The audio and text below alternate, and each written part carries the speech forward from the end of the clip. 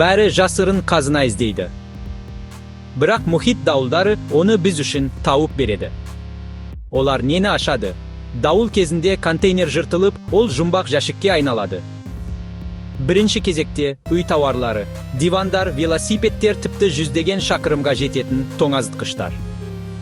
Келесі өнеркәсіптік жүктер, ағаш, пластик түйіршіктер, кейде қауіпті материалдар. Бұларды билік тез қадағалайды.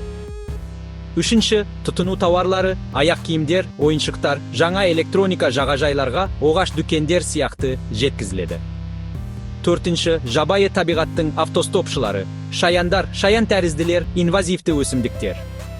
Және күтпеген жағдай, қалқып жүрген металларалдар, бүтін көліктер, құрылыс техникасы. Қызықты факт, бір жоғалған контейнер. Ол мыңдаған пластик түйіршіктерді төгіп, жағалауларды ластауы мүмкін. Сондықтан дауылдар контейнерлерді ұрлағанда, біз тек оғаш олжаларға ие болып қана қоймаймыз. Біз экологиялық проблемаларға, біз қауіпсіздік қатерлеріне, біз күтпеген тазалау оқиғаларына тап боламыз.